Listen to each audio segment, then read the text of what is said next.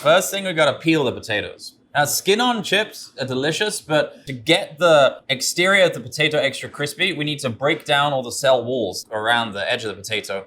We use Idaho russets. They are the most abundant American potato. You see them sort of all over the place. And then we'll soak them in water to remove some of the starch so that when we fry them, they don't get gummy. When we cut them, we're gonna cut them into nice, large chunks. They might look huge. When we cook them, they're gonna shrink a little bit.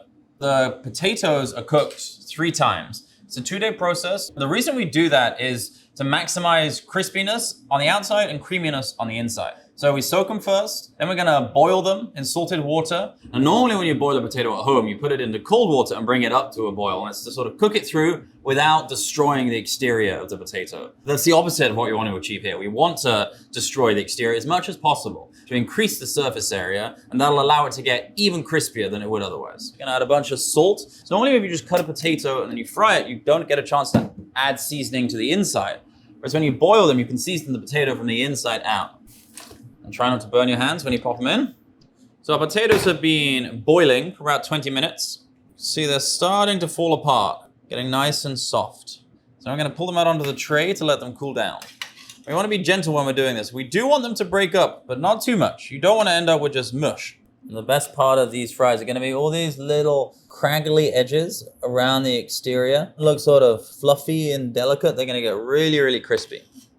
Because if you try to fry them now, they're just gonna fall apart. So they need to have a chance to firm back up so we can fry them. I'm gonna put these in the fridge and we'll keep moving on.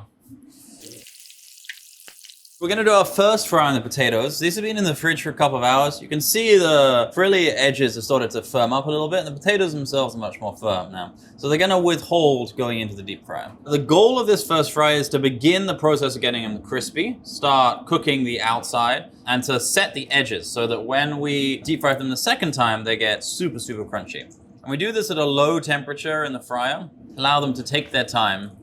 It's better to do this slow first and then do the high heat later. You get a much crispier product and a much creamier interior. If you're doing this at home and you don't have a deep fryer, the best approach is to get a pot halfway full with oil. Do not fill it to the top. You see all this bubbling that's happening now? That's gonna overflow if you fill your pot to the top, and then it'll get into the gas ring and then boom, up goes the house. The potatoes have been in there for about 8 minutes now, and they're starting to develop these nice little golden brown edges. Other than that, they're quite pale. However, they are now very crunchy. Just drain these of their oil and let them cool down again.